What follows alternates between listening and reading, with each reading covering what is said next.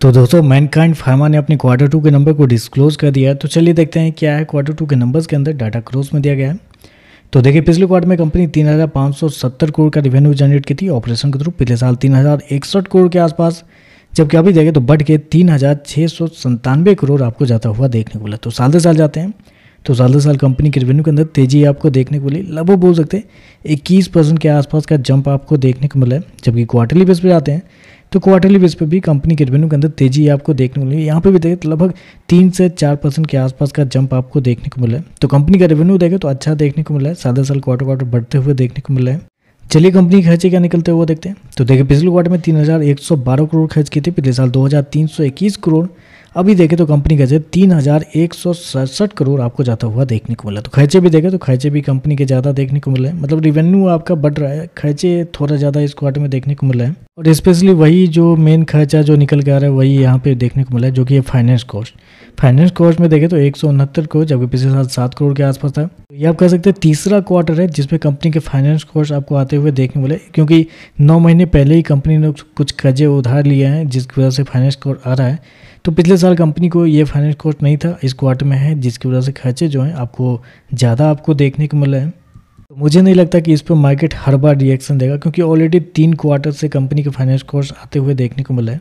तो मुझे नहीं लगता कि इस पर ज़्यादा कुछ फर्क पड़ेगा मार्केट को। चलिए कंपनी का प्रॉफिट देखते हैं, प्रॉफिट से तो फर्क पड़ेगा, प्रॉफिट देखते हैं।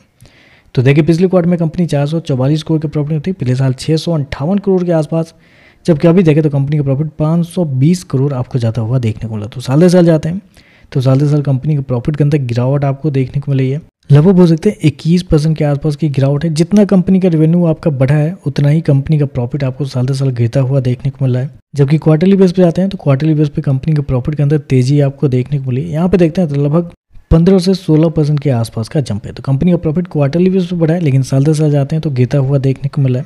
जैसे कि मैंने आपको ऑलरेडी बताया कि फाइनेंस कॉस्ट की वजह से ही थोड़ा बहुत दिक्कत देखने को मिल रहा है।